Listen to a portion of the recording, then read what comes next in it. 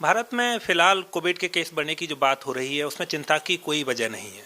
बात यह है कि कोविड-19 या सार्स-कोवी-2 जो वायरस है वो हमारे देश में और बाकी देशों में सर्कुलेट कर रहा है। और जो रेस्पिरेटरी वायरसेज होते हैं उनमें एक नेचुरल टेंडेंसी होती है कि समय के साथ वो वायरस ऊपर नीचे होते रहते हैं। जैसे कि सीजनल फ्लू है तो उसके भी स्पाइक होते रहते हैं। सार्स-कोवी-2 जो कोविड-19 करता है उसमें भी स्पाइक की संभावना है और वो फिलहाल देखा जा रहा है। दूसरी बात यह है कि फिलहाल जो एविडेंस है वो बताता है कि जो वेरिएंट सर्कुलेट हो रहा है वो JN.1 है। JN.1 काफ़ी पुराना वेरिएंट हो चुका है, करीब 1.5-2 साल से सर्कुलेट हो रहा है।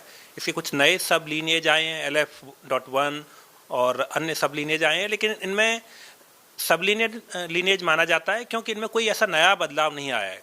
क्योंकि भारत में लोगों को वैक्सीनेशन हो चुका है, अधिकतर एडल्ट को 2 या उससे अधिक वैक्सीन मिल चुकी हैं, नेचुरल इन्फेक्शन भी हो चुका है, ये नया वेरिएंट नहीं है। और इन सब बातों को अगर हम साथ में देखें तो कह सकते हैं कि चिंता की कोई बात नहीं है। हाँ, देश की अथॉरिटीज़ को इस पर अलर्ट रहने की ज़रूरत है जो ऐसा कर रही हैं।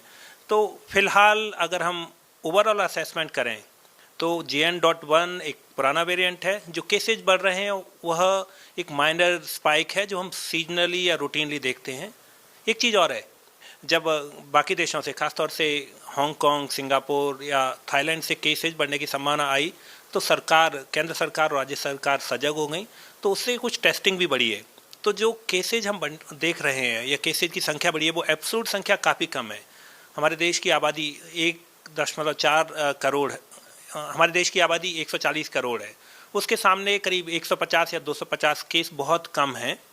तो इसमें चिंता की कोई बात नहीं है, घबराने की कोई बात नहीं है। हाँ, हमें सतर्क रहना है, सजग रहना है, लेकिन घबराने की ज़रूरत है, चिंतित होने की ज़रूरत नहीं है।